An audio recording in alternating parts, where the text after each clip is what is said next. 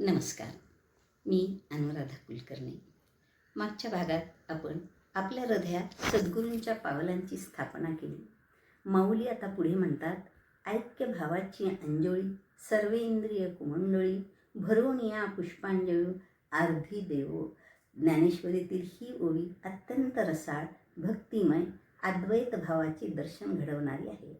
बाह्य पूजा साहित्यापेक्षा आत्मज्ञान आणि ऐक्यभावाने केलेली पूजा देवाला कशी प्रिय वाटते याचे निरूपण म्हणजे ही ओवी आहे.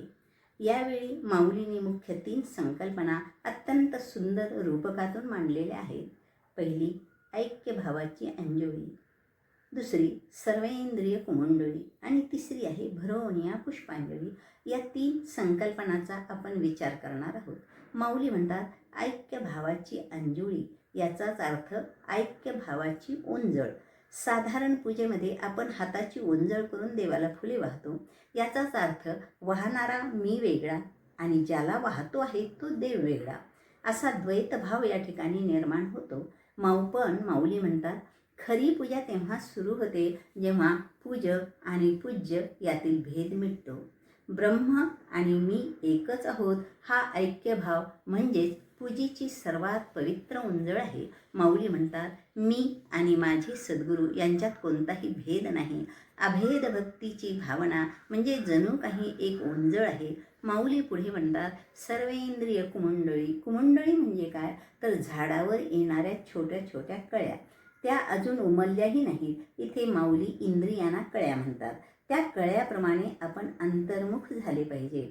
आपली सर्व इंद्रिये जगातील बाहेर विषय भोगाकडे धावत असतात, पण नाक, कान, जीभ, डोळे, त्वचा ही इंद्रिये भक्ती आणि ज्ञानाच्या प्रभावाने जेव्हा बाह्य विषयावरून मागे फिरतात आणि अंतर्मुख होतात तेव्हा ती एखाद्या मिटलेल्या कळीसारखी भासतात.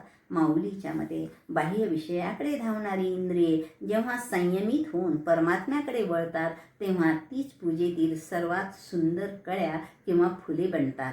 पुढे माऊली म्हणतात, भरवून या पुष्पांजळी, आर्ध्यो देवो.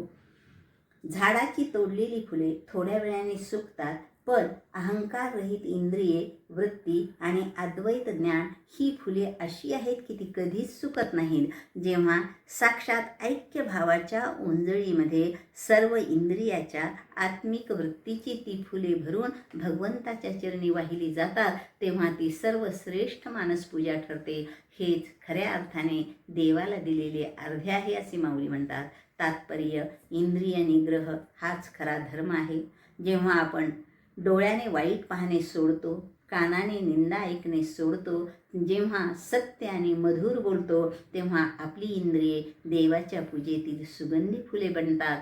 हा अद्वैत भक्तीचा सोहळा आहे. भक्तीची पराकाष्ठा हीच आहे की भक्ताने स्वतःचे वेगळे अस्तित्व म्हणजेच अहंकार विसरून भगवंताशी एकरूप व्हावे. हाच संदेश माऊली आपल्याला या ओवीतून देतात. धन्यवाद. भेटूया पुढच्या भागात.